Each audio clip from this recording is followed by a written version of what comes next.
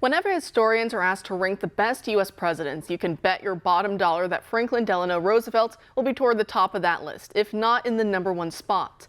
And while there are aspects to his 4-term rule that we can appreciate, those pale in comparison to the sheer amount of damage his presidency did to this nation.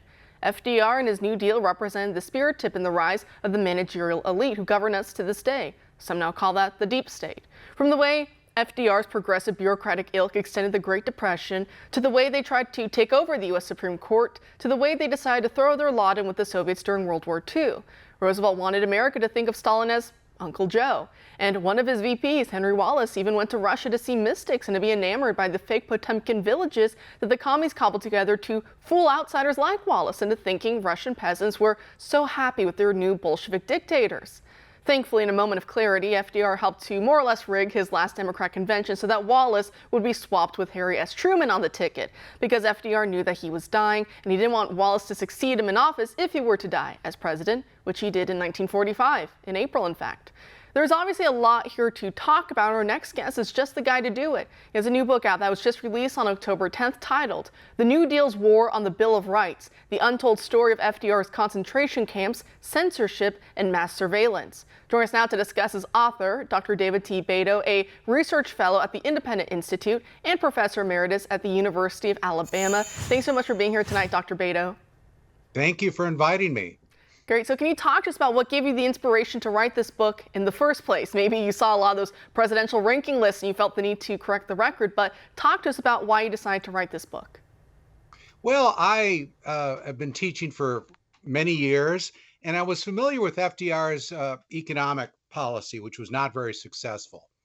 And then, I started to look more and more into his administration just as a historian. It would see things. I said, this guy just strikes me as somebody that's getting a free ride, especially when it comes to the issue of civil liberties.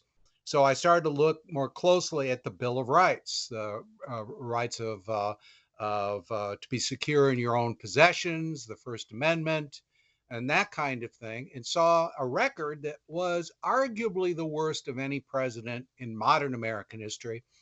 And a lot of people nominate Woodrow Wilson as the most anti-civil liberties president. I actually think FDR, even if you leave out Japanese internment, his attitudes are more hostile towards civil liberties.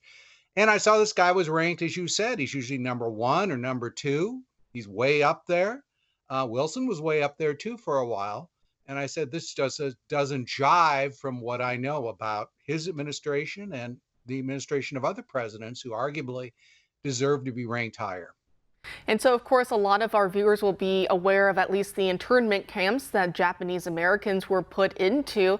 But when it comes to the mass surveillance and the censorship, I think that that's not as well known. So first, if we could hit on some of those points, could you enlighten some of the viewers and hopefully potential readers of your book, what they will discover in the pages of your book, especially when it comes to the censorship and the mass surveillance part?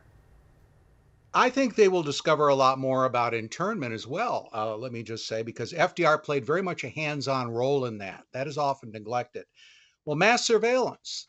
There was a Senate committee that was working with the administration, headed by Senator Hugo Black, called the Black Committee, and they were able, through the FCC, to get access to millions of private telegrams. They went through literally 3 million private telegrams because the telegraph companies were required to keep copies of all telegrams, and they got it wasn't even a subpoena. They got a order from the FCC to give the committee access to these private telegrams. So what Black would do is he'd call people in, he'd call witnesses in, he had their private telegrams. It'd be analogous today to someone calling you in as a witness.